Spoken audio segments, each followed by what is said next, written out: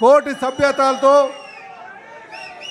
43వ వసంతాలు పూర్తి చేసుకొని 4వ వసంతలోకి అడుగు పెడుతుందంటే అది ఒకరే ఒకరి వల్ల, అది శ్రీ నారా చంద్రబాబు నాయుడు గారు అనే సంగతి ప్రతి ఒక్క కార్యకర్తకి తెలుసని చెప్పి తెలియజేస్తూ వారి యొక్క అమూల్యమైన సందేశం ఇవ్వాల్సిందిగా కోరుచున్నాం.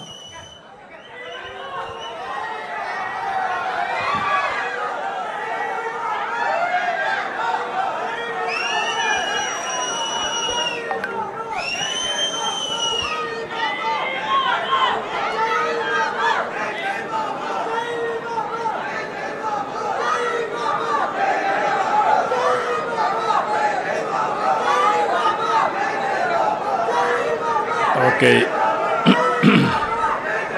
ఓకే అమ్మా, ఓకే. వేదిక మైక్, వేదిక పైనున్నటువంటి తెలుగుదేశం పార్టీ కుటుంబ సభ్యులకి, రాష్ట్రంలో ప్రస్తుతం ఇక్కడ ఉన్నటువంటి నాకు ప్రాణ సమానమైన తెలుగుదేశం పార్టీ కుటుంబ సభ్యులందరికీ, అంతేకాకుండా తెలుగుదేశం పార్టీ అభిమానులకు, అదే మాదిరిగా పార్టీ నేతలకు అందరికి కూడా తెలుగుదేశం పార్టీ ఆవిర్భావ దినోత్సవంగా శుభాకాంక్షలు, అభినందనలు, శుభాభినందనలు.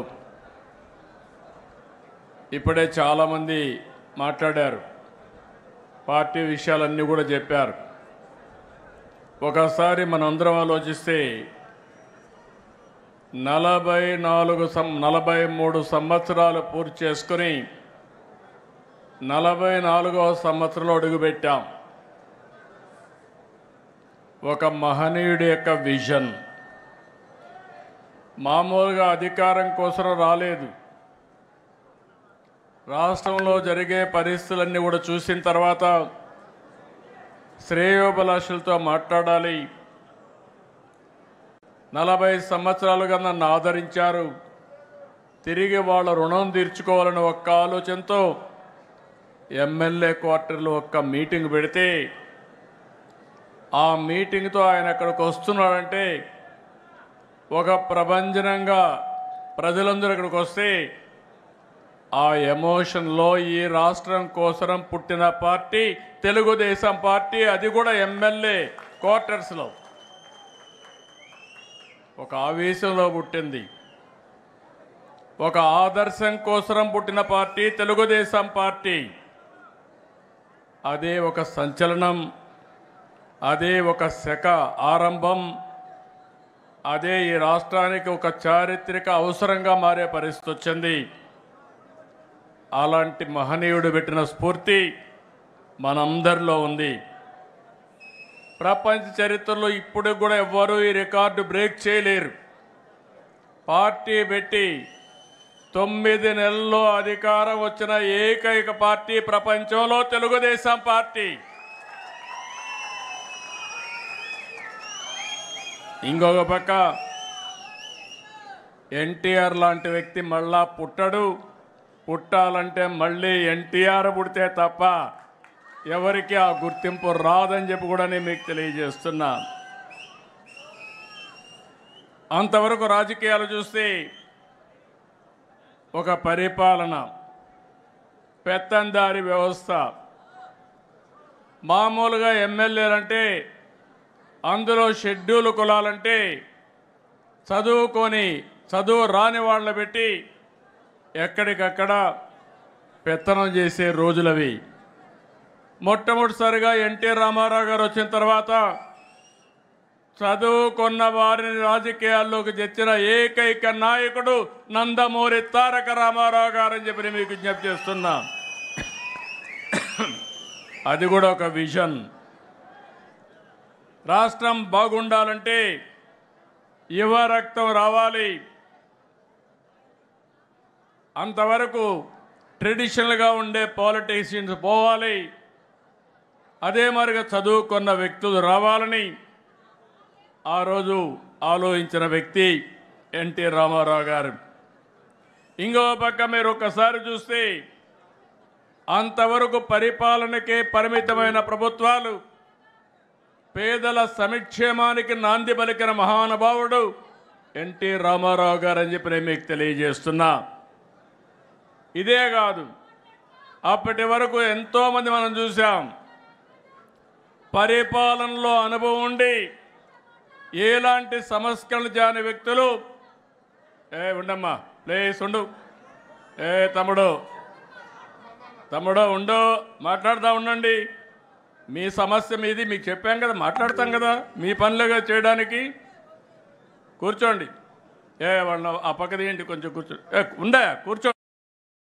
ఈ సమస్యలు ఉన్నాయి, మాట్లాడుతూ ఉన్నాం కదా. వాళ్ళని అటు తీసుకురండి, కలుస్తాను నేను. ఆ కుర్చీ తీసి ఆ పక్కన నిలబెట్టండి, నేను వచ్చి కలుస్తాను పోయేటప్పుడు.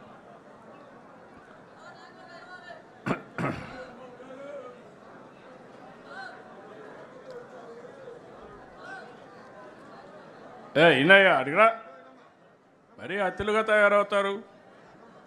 సమయం సందర్భం కూడా ఆలోచించుకోవాలి వ్యక్తులు కూడా. ఈరోజు ఒక శుభ సందర్భంలో మనం రాష్ట్రం అంతా ఒక మెసేజ్ ఇవ్వాలనుకున్నప్పుడు మీరు కాగితాలు ఇచ్చారు, అన్ని కాగితాలు తీసుకున్నాం, ఆ పనే చేస్తాం, మళ్ళీ చేస్తాం. కానీ అందరూ ఈరోజు కార్యకర్తల సమావేశంలో మీరు ఒకటి గుర్తుపెట్టుకోవాల్సింది, నా దగ్గర కాగితాలు ఇస్తే పదవులు రావు, కానీ క్షేత్రస్థాయిలో పనిచేస్తేనే మీకు పదవులు వస్తాయి, గుర్తింపులు వస్తాయి. మళ్ళీ ఒకసారి చెప్తున్నా, నేను ఆ విషయంలో మీరందరూ గుర్తుపెట్టుకోవాల్సిన అవసరం. ఇంకా మనకు ఏదో కాగితం ఇస్తే పదవి వస్తుందని ఆలోచన చేస్తున్నారు, కానీ వేదిక పైనున్న ఏ నాయకుడు చెప్పినా, రాష్ట్రంలో ఏ నాయకుడు చెప్పినా నేను ఇంటా. నిర్ణయం మాత్రం మీ పని మీదనే ఆధారపడుతుందని మరొకసారి విజ్ఞప్తి చేస్తున్నా. ఒకప్పుడు మనం ఒకసారి ఆలోచిస్తే ఈ పార్టీకి మనందరం వారసులం. ఈ విషయం మీరందరూ గుర్తుపెట్టుకోవాల్సిన అవసరం ఉంది. నేను కూడా ఈ పార్టీకి ఒక అధ్యక్షుడిని, ఒక టీం లీడర్ని మాత్రమే.